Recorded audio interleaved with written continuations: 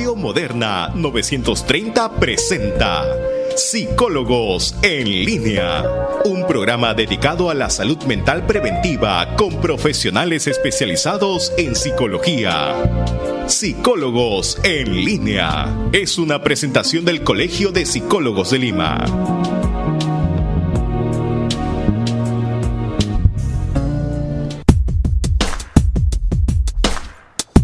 Muy bien, amables oyentes de Radio Moderna, estamos efectivamente en Psicólogos en Línea. Esta es una presentación del Colegio de Psicólogos del Perú, Consejo Regional 1 Lima. Un saludo a la doctora, a la decana María Elena Zúñiga Villegas, que hace posible que este programa llegue a ustedes todos los días miércoles de 4:30 a 5:30 de la tarde. Muy bien, hoy día, como lo anunciamos, vamos a hablar de la educación tradicional versus la educación moderna. Y para desarrollar el tema está una profesional en psicología, la doctora Consuelo Napaico Alcalde. ¿Cómo está, doctora Consuelo? Tenga usted muy buenas tardes. Buenas tardes, Rodolfo. Encantada de estar acá en tu programa. Buenas tardes a todos los oyentes de Radio Moderna. Bueno, definitivamente es un tema bastante importante y de mucho que hablar el día de hoy. Así es, yo le pediría, en principio, para ir entrando de a pocos al asunto, que nos dé una impresión sobre lo que es la educación tradicional frente a la educación moderna. Si no, usted me corrige, que en el Perú todavía no la vemos y que sí es motivo de éxito en otras naciones del mundo. Claro que sí, bueno, definitivamente uno de los factores importantes que se tendría que dar en una educación moderna es trabajar la motivación, que es algo que justamente falta y que se ve la necesidad en los mismos chicos. Yo tengo la oportunidad de conversar a diario con ellos, trabajo en diferentes instituciones educativas, tanto del sector público como privado, ¿no? Dando talleres, y también tengo información de los profesores, y bueno, la constante en los chicos es que quisieran recibir más motivación, ¿no? Entonces, una de las cosas que comentan también, no consideran que, por ejemplo, los profesores tengan la capacitación que ellos quisieran para poder salir preparados, ¿no? Y enfrentar el rumbo que les espera, ¿no? Cuando puedan empezar la universidad, por ejemplo. ¿Estamos hablando de un colegio, en el ejemplo que usted nos da, del Estado, o de un colegio privado? Mire, como le comentaba, he tenido la oportunidad de interactuar con chicos tanto del sector público como privado, ¿no? Igual en el sector privado también se puede ver la situación de la falta de motivación, ¿no? En cuanto a que las chicas, por ejemplo, me comentaban en un colegio que a mí me llamó mucho la atención, de que no les gustaba el colegio, ¿no? Y son chicas que, bueno, ya venían estudiando en ese colegio desde primaria, ¿no? Año a año. Entonces lo que sí valoraban era la amistad que podían tener con las alumnas, ¿no? Con sus compañeras. Y es moneda corriente. No me acuerdo en mi época, de repente no teníamos ni siquiera esa necesidad o esa confianza para decirlo, pero los chicos de ahora, con naturalidad y casi yo diría que es moneda corriente que digan en la casa que les aburre el colegio, que no les gusta el colegio, que no quieren ir al colegio. Uno de los temas que mencionaban era justamente que se sentían saturadas con la tarea, que el aspecto académico sentían una sobrecarga en ese sentido, y que realmente no entendían a veces para qué tenían que hacer las cosas. Era como que tengo que hacer la tarea o tengo que leer porque tengo que hacerlo, claro. Pero no porque me guste, no porque considere importante. Así es, lo que debería cambiar. Van por necesidad, porque si faltan se van a atrasar demasiado, y ellos no quieren atrasarse demasiado porque entonces va a ser más engorroso el tema de ponerse al día, de dar los exámenes y tener un mínimo de éxito para sacar una buena nota. Entonces se sienten obligados a concurrir, pero que les guste, que se sientan identificados con el colegio como debiera ser, y me imagino que es en otras realidades, eso lamentablemente no está pasando. No se sienten identificados con el colegio. Claro, no se siente, digamos, ese cariño que le deberían de tener al colegio, sobre todo estudiando tantos años.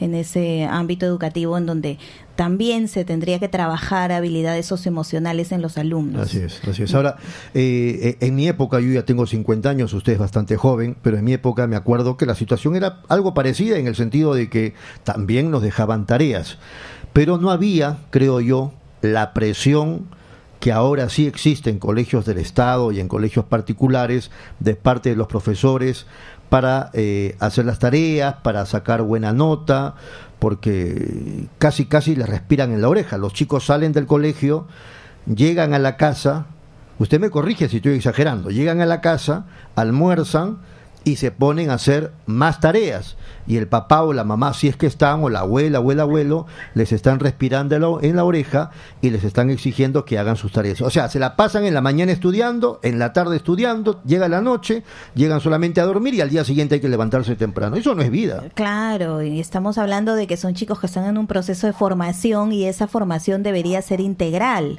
Entonces, sería importante que también tengan horas para hacer deportes, para practicar actividades artísticas, que también los ayudaría en su desarrollo de formación. ¿No? Y también el espacio para que, digo yo, si no, para eso está usted, para que me corrija, lleguen a la casa, almuercen, vayan a jugar un rato con los amigos, en la medida de lo posible, con el cuidado correspondiente, pero que jueguen con la tierra, con la arena, con la pelota, etcétera, etcétera, pero que hagan vida de niños.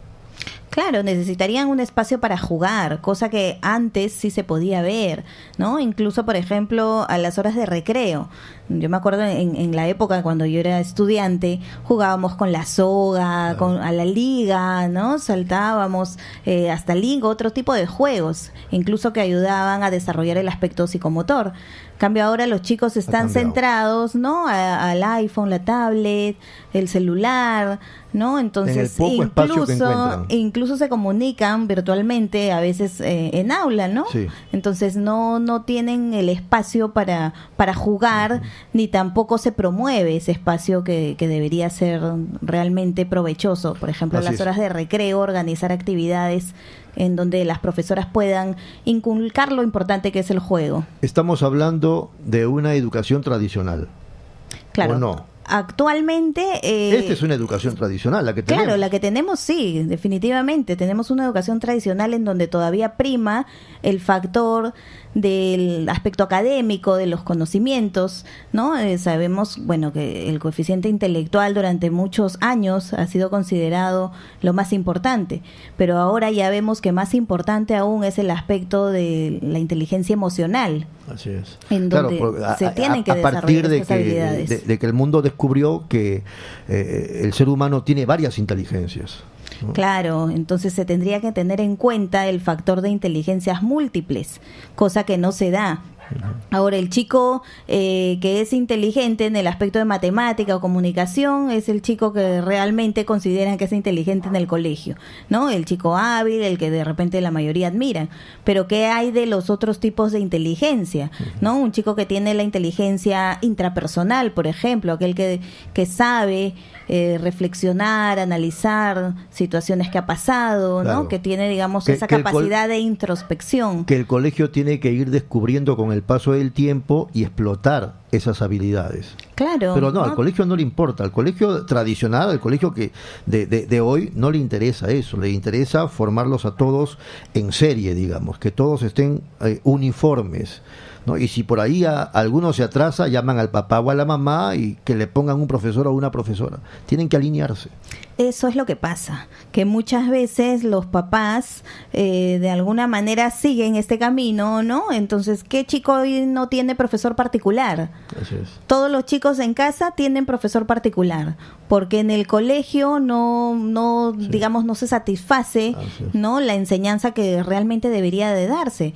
Y en casa más bien deberían de tener el espacio para poder pasear, compartir con los papás, salir a jugar con los amigos, claro, practicar deportes, estar en talleres artísticos también, que forma su personalidad. A mí me llamó la atención hace unos 15 días o menos por la televisión, así de una manera casual, estaban haciendo un enlace, una suerte de microondas enlace, con una directora de un colegio de San Juan del Lurigancho. Me llamó la atención. Y mostraba a la directora junto con sus auxiliares y algún profesor o profesora cómo los chicos desarrollaban sus quehaceres educativos no en el aula, sino en el pequeño jardín que tenía el colegio, e incluso se iban al parque que estaba enfrente. Y el reportero les preguntaba, pero esto es una suerte de recreo. No, ahora en este momento están en su clase de matemática. Y la directora o la profesora iba diciendo por qué hacían las matemáticas en el parque, y su explicación era, con mucha racionalidad, ¿no? El tema, por ejemplo, de cuántas flores habían ahí, cuáles eran rosas, cuántos geranios habían, si teníamos que quitarlas o no quitarlas, les iban dando ideas, y después resolver en una suerte de problema que la profesora les daba. Les decía, queremos sacar todas las plantas que están acá y llevarlas al parque que está a 2 cuadras de allí. ¿Cómo podríamos hacerlo? Ustedes júntense de a 4 y traten de darle una explicación al traslado de todas esas plantas hasta el otro parque sin que se mueran. Entonces, creo que algo de eso, o mucho, le falta a la educación tradicional. Claro, definitivamente el asunto está en también ayudar a los chicos a formar un espíritu de investigación, ¿no? El que tengan las ganas de aprender, el que ellos puedan tener un aprendizaje significativo a través de la experiencia, y no solamente, como bien lo dicen los chicos, ¿no? Tengo que hacerlo y lo hago porque lo tengo que hacer. Claro. Y se notaban los chicos contentos, alegres allí, ensuciándose un poco con la tierra, con las flores, o sea, los chicos con la educación moderna creo que sí se van a sentir identificados, y eso me parece que pasa en Singapur, pero es un tema que lo podemos conversar luego de la pausa, si le parece. Claro que sí. Muy bien, regresamos en unos momentos. Estamos aquí en Psicólogos en Línea hablando de la educación tradicional frente a la educación moderna. Nos acompaña la doctora Consuelo Napaico Alcalde. Atentos a la hora, son las 4 de la tarde con 47 minutos, 4:47, estamos en Psicólogos en Línea. El tema es la educación tradicional frente a la educación moderna. Nos acompaña la psicóloga Consuelo Napaico Alcalde. Bien, hay 2 ejemplos muy clarísimos respecto de la educación moderna. Una es Singapur, la otra es Finlandia. La doctora Napaico nos va a hablar de cómo es la educación en Finlandia, y préstenle mucha atención, y usted, señor en casa, vaya haciendo las comparaciones con lo que tenemos hoy por hoy y de tiempo atrás en los colegios de Lima, de provincias, con nuestros chicos. Doctora. Bien, les comento, la educación en Finlandia es una educación en donde predomina la palabra confianza. Entonces, en la educación en Finlandia, los alumnos inicialmente confían en los profesores, los padres de familia confían también en los profesores, y también a la vez en las autoridades del colegio. Entonces, ¿por qué se da este factor tan importante de la confianza? Sucede que para que una persona logre ser docente, logre ser profesor, hay una serie de requisitos. Es decir, es la carrera en donde tienen que reunir ciertas competencias importantes para poder ser considerados personas que van a inicialmente postular a querer ser maestros, ¿no? Entonces, por ejemplo, los alumnos que están dentro del quinto superior son los alumnos que pueden postular recién a la universidad a la carrera de docencia, ¿no? Otro punto importante, no solamente consideran que los chicos que estén en el quinto superior puedan postular a ser maestros, sino también que sean emocionalmente, ¿no? Que tengan una personalidad adecuada como para ejercer ese rol tan importante. Entonces, tiene que ser una persona empática, tiene que ser una persona que pueda tener responsabilidad social, que tenga esa vocación de servicio que necesitan tener como cualidad ya todos los maestros. Entonces, luego de haber pasado, digamos, el examen psicológico, ¿no? La evaluación psicológica, y también de haber pasado esta importante selección que hacen, ¿no? A través de los conocimientos que deba tener una persona, es decir, que esté bien preparada como para ejercer el rol de docencia. Luego ya pueden encaminarse a la carrera de ser docentes, ¿no? Entonces, el docente allá ejerce un papel en cuanto a que por ejemplo, los chicos de inicial tienen el mismo profesor durante toda la etapa de inicial. No varían año a año. Es más, lo tienen también en primer grado, digamos a los 6, a los 7 años. Entonces estoy hablando de que tienen el mismo profesor de 5, 6 y 7 años, sin cambiar de profesor, ¿no? Entonces, ¿eso qué genera? Genera de que el niño pues tenga un mejor vínculo con esta persona, con el docente, que es la persona que va a ayudarlos en este proceso tan importante, no solo de una formación de aprendizaje, sino sobre todo emocional. Entonces, eso lo tienen muy claro. Más que enseñar conocimientos, es enseñar cómo desarrollarse emocionalmente y socialmente. Entonces, por eso es que el factor de la confianza es muy importante. Entonces, los chicos tienen que tener un buen vínculo basado en la confianza con los profesores y luego también, ¿no? Por ende, sucede que los padres de familia también, los personas que están de cargo de la directiva también tienen esa confianza en los docentes porque saben que son personas altamente calificadas. Claro. Es decir, no cualquier persona puede tomar, ¿no? La atribución de postular a esa carrera, ¿no? Entonces, dentro del puntaje, tienen el puntaje más alto para poder hacer, ¿no? Asimilar, digamos. Son formadores de niños, ¿no? Eso es importante. Claro, y tener esta carrera. Entonces, tienen en claro que los niños son el futuro de la nación. Eso es algo que lo tienen muy bien claro, ¿no? Tanto como el patrimonio de la nación, ¿no? Entonces, de esa manera, digamos, como que protegen, valoran a los niños y por ende saben que después de los padres, los segundos formadores son los docentes. Así es, así es. ¿No? Y tienen que trabajar duro las inteligencias múltiples de los chicos a lo largo de todo el tiempo en que están en el colegio. Claro, claro que sí. Entonces, saben, ¿no? Como te decía hace un momento, ¿no? Entonces, consideran la inteligencia intrapersonal de la persona, que la persona pueda analizar bien sus acciones, que pueda ser una persona reflexiva, ¿no? Que es la típica inteligencia que suelen tener profesionales, por ejemplo, como los psicólogos, los filósofos, los sacerdotes, ¿no? La inteligencia interpersonal, que es la inteligencia en donde la persona pues tiene la facilidad de interrelacionarse con los demás, que sabe desenvolverse, hablar con facilidad frente a un público, ¿no? Que lo suelen tener, digamos, personajes como oradores, claro, comunicadores. Y eso no es de un día para otro, es todo un proceso que se empieza a trabajar desde chiquitos, ¿no? Claro, claro. Entonces, la idea es que se puedan dar cuenta de qué tipo de inteligencia tiene la persona, y explotar, ¿no? eso. Y ir desarrollando esos talentos que tienen, ¿no? Por ahí tenemos la inteligencia también naturalista, ¿no? Que es la que tienen los biólogos que aman la naturaleza, los animales, ¿no? El medio ambiente. La inteligencia lingüística, que es aquella que, digamos, los escritores la pueden tener, ¿no? La facilidad para expresarse, para poder escribir, para leer. No va a pasar allí lo que pasa en el Perú, por ejemplo, que hay chicos, no todos, pero hay chicos que terminan el colegio, van a la universidad, estudian una carrera, terminan la carrera, sacan el título y se dan cuenta que no están plenamente identificados con esa carrera, con ese oficio, y tienen que cambiar. O terminan, frustrados en una carrera que no les gusta.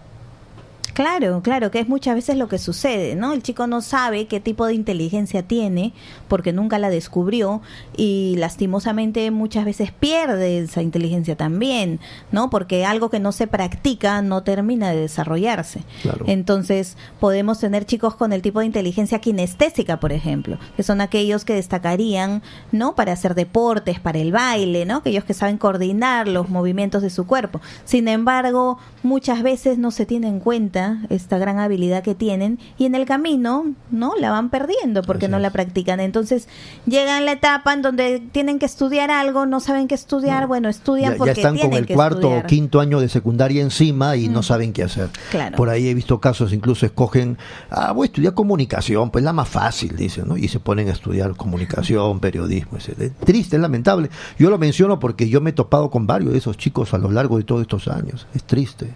Sí, muchas veces se da de esa manera y realmente es triste, como dices, porque se pierde ese potencial, esa habilidad. Entonces, que pudo haberla tenido y desarrollado en otro ámbito, pero no lo descubrió, no le ayudaron a descubrir. Claro. Entonces, eso sí es un factor que tendría que reevaluarse dentro de la educación para rescatarlo, ¿no? Entonces, así como este tipo de inteligencias, también podríamos pensar en que hay el tipo de inteligencia musical, ¿no? Igual en cuanto que los chicos pueden tener esta gran habilidad, pero no la desarrollan más porque no tienen la oportunidad de hacerlo. Así es. Cosa que en otros ambientes, en otras situaciones sí podrían. Entonces, eso es algo que los chicos realmente saben y se dan cuenta de eso. Ayer estaba hablando también con chicos de otra institución y también me comentaban, ¿no? Un poco la preocupación de que ya van a terminar secundaria y qué van a hacer cuando tienen que ya postular a la universidad.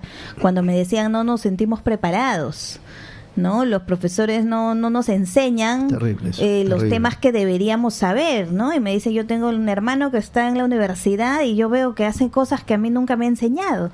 Entonces, ¿cómo voy a hacer, no? Entonces, y realmente es algo cierto, porque los chicos tienen un desfase cuando terminan quinto de secundaria y van a postular a la universidad, así es. ¿No? Que es una exigencia muy diferente, incluso muchos no saben ya qué hacer y estudian porque simplemente tienen que estudiar. Claro. Por eso, no sé si hasta ahora, usted de repente lo sabe, pero me acuerdo que en mi época, por eso es que uno terminaba el colegio y en la mayoría tenía que ir a las academias, ¿no? A prepararse en las academias. Entonces uno se pregunta cómo, pero si el colegio ya te sirvió de preparación para ingresar a la universidad, ¿por qué tienes que meterte al instituto o a la academia? Claro, pero es que sí, pues los chicos no se sienten preparados, ¿no? Sienten ese temor de que realmente no saben. Incluso por ahí me acuerdo una alumna que me comentaba, a mí me enseñan lo mismo que le están enseñando a mi hermano de 6º grado. Y la chica ya estaba en 4º de secundaria, ¿no? Entonces, yo veo los temas y son los mismos. Y cada año nos enseñan el mismo tema, no varían. Hay colegios que no les enseñaban ni química ni física, ya estando en 5º de secundaria. Lo que demuestra que tampoco el Estado desarrolla su papel fiscalizador, de análisis, de investigación, de cómo se están preparando los chicos en los tantos colegios privados y estatales que hay, ¿no? Sí. Ahora, debiera el Estado estar respirándoles en la oreja a estos colegios. Sí, porque claro. Finalmente los colegios son los que forman a los chicos, que después, como dice usted, van a ser quienes se encarguen de dirigir los destinos de la patria.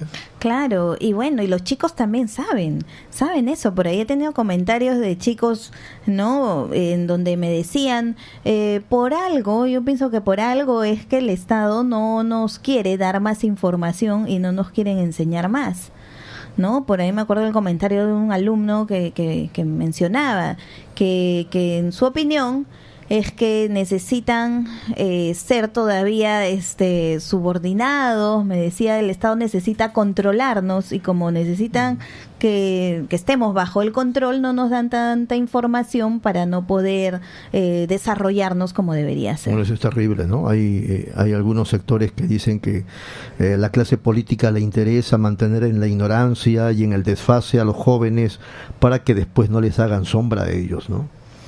Claro, lastimosamente es la opinión que ya están teniendo los adolescentes. Claro. Y obviamente son chicos inteligentes que se dan cuenta también de muchas cosas. Ahora, ¿no? En Singapur, no sé si en Finlandia, pero han reducido las horas de estudios en los últimos 15, 20 años. Aquí, por ejemplo, yo me acuerdo cuando era niño, iba al colegio, a las 8 de la mañana entraba, salía a las 12. Usted no pasó por eso, usted es bastante joven. Salía a las 12, llegaba a mi casa, almorzaba y a las 2 había que regresar al colegio y salíamos a las 6 de la tarde, 5:30 de la tarde, era el doble turno, ¿no? Luego, con el tema de Velasco, etcétera, etcétera, pasaron los años y ya se uniformizó a un solo turno porque habían más niños, la población en el Perú había aumentado, se necesitaban más escuelas y entonces solamente había que ocupar un turno y en el segundo turno ya entraban niños, digamos, de otros sectores, de otros estratos. Pero igual, o sea, mis hijos, por ejemplo, que son chiquitos, están estudiando desde las 7:45 de la mañana hasta las 3 o 2:45 de la tarde. Y en Singapur han reducido el horario a 4 horas y media. ¿Cómo se explica eso?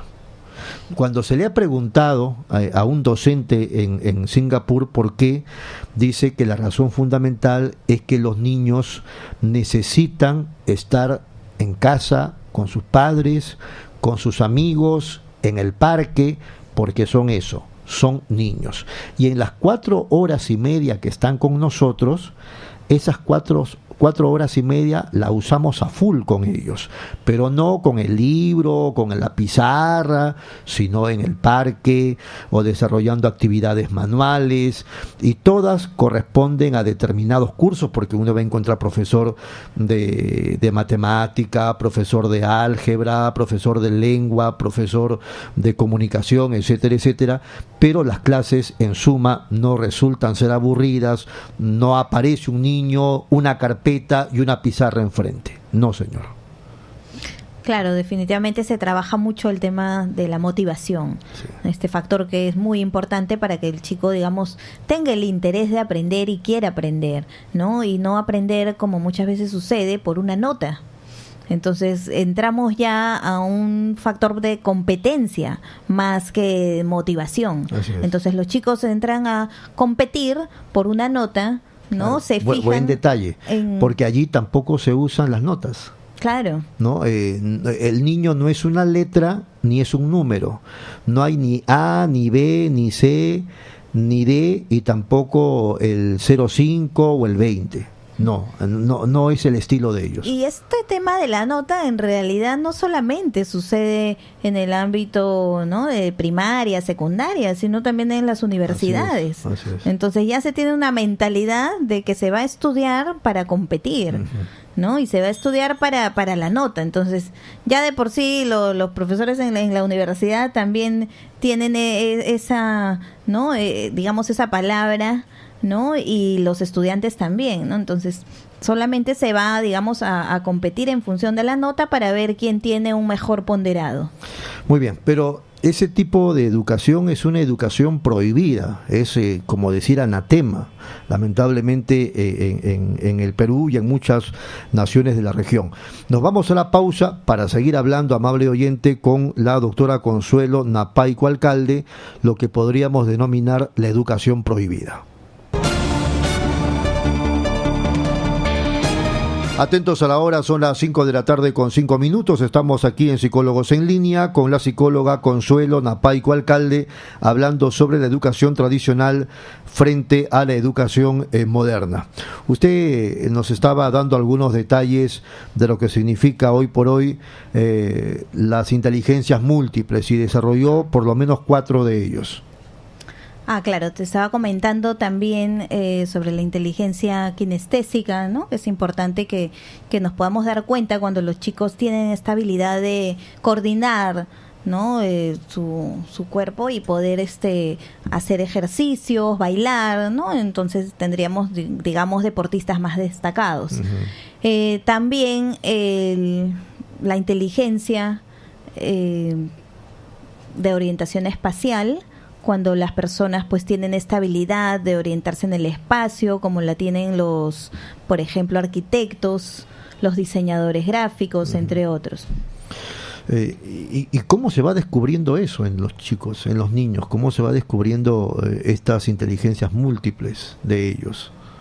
Claro, eso lo podemos observar en las mismas actividades que van realizando, ¿no? Por ejemplo, si vemos a un chico que, bueno, le gusta jugar fútbol, que destaca en eso, no solamente que le guste, sino también que destaque en esto. Uh-huh. Entonces, podemos ya ir viendo que tiene este tipo de inteligencia.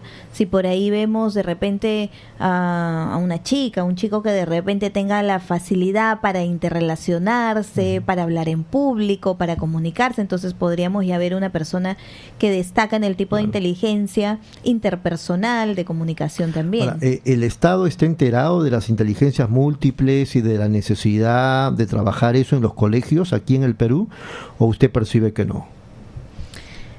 Bueno, el tema de inteligencia múltiples es un tema que ya se conoce, ¿no? Yo lo sé, pero ¿se pone en práctica el trabajo? Eso sí no se puede ver, definitivamente no. E incluso si los mismos chicos perciben, ¿no?, que hay una competencia tan grande en este tema que estábamos hablando de la nota, es porque ahí el inteligente es el que saca mejor nota. Claro. ¿Y quién es el que saca mejor nota? Aquellos que destacan pues en los cursos que enseñan. Sí, y en cada bimestre convocan a los padres de familia al salón y le dicen, bueno, ahora les vamos a entregar su libreta, ¿no? Sus notas de este bimestre, y dice, pero antes voy a dar los nombres de los 10 primeros chicos de acuerdo a la mejor nota que han sacado, y van nombrando número 1 o el primer lugar, el segundo lugar, hasta el 10. Ya los demás están por gusto, ¿no? Son, digamos, la basura debajo del refrigerador, algo así. Bueno, a veces sucede de esa manera. El asunto es que los mismos chicos perciben esta situación en el mismo ambiente de clase. No, claro, y cuando ya regresan a clase después de las vacaciones, se van preguntando, oye, ¿en qué lugar saliste tú? Yo salí en el lugar 13, yo en el lugar 25. Y tú, oye, él salió en el lugar último, en el 35, dice. ¿Cómo se siente ese niño? Digo yo, ¿no? Claro, definitivamente siente, ¿no? Y de alguna manera se promueve a que tenga una baja autoestima también. Y la presión de los padres para que aparezcan por lo menos dentro de los 10. Tú no puedes estar fuera de los 10. Y también está la presión de grupo, que incluso diría es más fuerte, porque en esta etapa, ¿no? Cuando los chicos están todavía en el ámbito escolar, el factor social es muy importante. Y sería una oportunidad realmente de que los chicos puedan aprender a ser más hábiles socialmente, cuando muchas veces sucede lo contrario. ¿Por qué? Porque muchas veces se promueve justamente a que solamente se valida a aquellos chicos que destacan en ciertas, ¿no?, actividades académicas, que es la que enseñan en los colegios, pero que hay de repente del chico artista, del chico músico, del deportista, de la bailarina. Entonces no se tienen en cuenta sus habilidades y muchas veces son de alguna manera los marginados, claro, marginados en el colegio. Entonces, y si pensáramos, su por estima ejemplo, está por los suelos, ¿no? Sí, sucede muchas veces. Y ahí entra a tallar el tema del bullying ya. También, ¿no? Y si nos ponemos a pensar en chicos, por ejemplo, que puedan tener algún tipo de problema de aprendizaje, también, ¿no? Que muchas veces son los chicos que justamente destacan en este tipo de inteligencia. Que no se sabe cuál es. Claro, porque no se ha trabajado. En el colegio son los que tienen problema de aprendizaje, ¿no? ¿Por qué? Porque académicamente no encajan, ¿no? Porque no muestran interés, no les gustan, no destacan en matemática, comunicación, ciencias, etcétera. Sin embargo, sí podrían destacar en otras habilidades porque tienen otro tipo de inteligencia. Entonces, esto pasa desapercibido y lo que únicamente se ve es que tienen problemas de aprendizaje. Así es. Y los chicos del medio lo ven y de alguna manera los discriminan. Claro, y estos chicos que pueden tener, como dice usted, potenciales en otra cosa, pero allí en lo que les impone el sistema no lo tienen, entonces el papá, la mamá tienen que llevar al psicólogo o darle hasta medicamentos. No sé si usted ha escuchado hablar de eso. Sí, muchas veces sucede que a temprana edad ya los están medicando, lo cual es un tema que necesitaría sí de mucho cuidado, porque suceden también efectos colaterales. Yo he podido ver niños de 5 años que ya recibían medicación y que en el salón, en vez de estar moviéndose como lo hacían antes, están dormidos, ¿no? O en un estado de somnolencia total. Claro, sedados casi. Claro, entonces definitivamente esa no es la forma, ¿no? Hay que hacer un trabajo muy minucioso en cuanto a reunir toda la información necesaria, y para eso es mejor tener la información oportuna, esperar un poco más de tiempo para luego poder hacer un diagnóstico preciso, acertado. Así es. Entonces, en líneas generales, lo que usted nos está diciendo es que hay que trabajar mucho las inteligencias múltiples a lo largo de los años de vida escolar. Claro, y trabajar en función de desarrollar habilidades socioemocionales para generar chicos que tengan este tipo de inteligencia emocional, que más adelante puedan ser personas emprendedoras, líderes, capaces de valerse por sí mismos y no siempre depender de otros.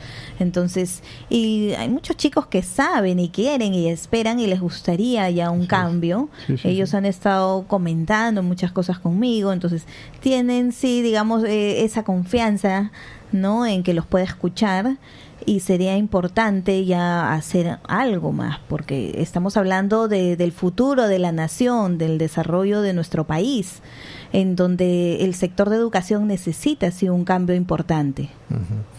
Bueno, la situación es menos caótica, me parece, en los colegios particulares, digamos, de mediana importancia hacia arriba, ¿no? Porque también hay colegios particulares que están ubicados en unas casonas, en la cochera de una casa, etcétera, etcétera, y como no hay ninguna fiscalización de parte del Estado, pues no pasa nada.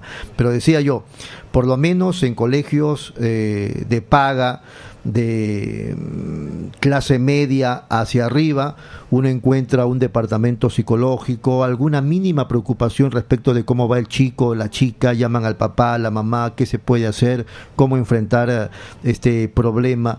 Pero en colegios privados, de los menos, y los estatales, ninguna preocupación. Es exacto, se puede ver, ¿no? Que mayoritariamente es de esa manera. Pero sí, algo que me sorprendió justo la semana pasada, que tuve la oportunidad de estar en un colegio de un nivel socioeconómico, digamos, alto de Lima, alto ya, ¿no? En donde las chicas pues todavía reciben una educación tradicional. Y realmente se veía pues que el colegio tiene una infraestructura grande, claro, ¿no? Y bueno, las chicas no estaban contentas. El ejemplo que yo le conté hace instantes, donde están por cuenta propia, y por último yo digo, ¿qué tenemos que esperar que el Estado nos imponga nada? Los colegios, los directores de los colegios o los encargados o responsables de los colegios debieran ir cambiando de a poco. Es el caso de ese colegio de San Juan de Lurigancho, donde a los chicos los están haciendo salir del aula y ponerse a trabajar, y ellos contentos con las plantas, con el parque, y haciendo los cursos siempre asesorados por los profesores. En todo caso debiéramos empezar por ahí, quizá, digo yo.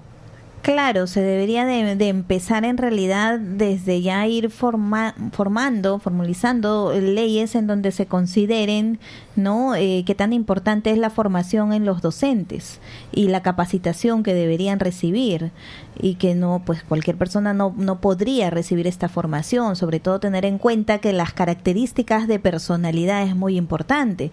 Hay muchas personas que bueno, siguen la carrera de docencia porque no llegaron al puntaje que querían para otra carrera, por ejemplo. Igualito que el tema que yo le comentaba. O porque no tenían otra opción, sí, y los padres o comunicación les dijeron, o educación, ¿no? O comunicación o educación, como las carreras que los van a salvar porque no saben qué profesión seguir.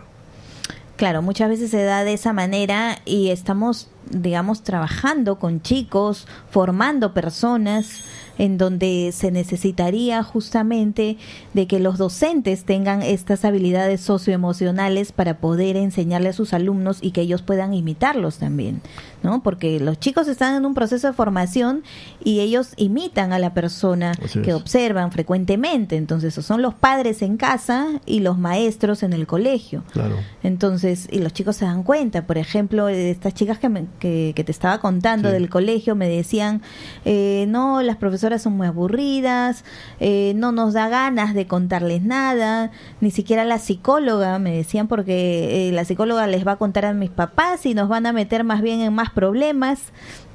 Entonces no confiamos ni en los maestros, ni en la psicóloga del colegio, ni tampoco muchos papás no nos escuchan y no sentimos esa confianza en ellos. Muy bien, vamos a ir a una pausa y luego regresamos con la última parte de la conversación con la psicóloga Consuelo Napaico Alcalde a propósito de la educación tradicional y la educación moderna. Regresamos. Atentos a la hora, son las 5 de la tarde con 19 minutos, 5:19. Si hay algún oyente o algunas personas interesadas en comunicarse con nosotros para tocar estos temas, pueden hacerlo a través del 332-7779 o 332-6583. Estamos hablando de la educación tradicional versus la educación moderna con la psicóloga Consuelo Napaico Alcalde. Bueno, los chicos se quejan de cómo está la educación, de cómo el colegio les aburre, etcétera, pero también los mismos chicos han cambiado. ¿no? Antes me parece que había un poquito más de respeto hacia los profesores, y los profesores actuaban incluso con mayor rectitud, porque tenían además el respaldo de los padres. Yo en mi época, ya no en la suya, doctora Ana Paico, pero en mi época primaria o secundaria, si era preciso, el profesor o la profesora le jalaba a la niña o al niño de las patillas, ¿ah? Y a veces la profesora llegaba con su regla, y si tenía que darle en la mano al niño o a la niña, le daba por malcriado o porque no había aprendido la lección.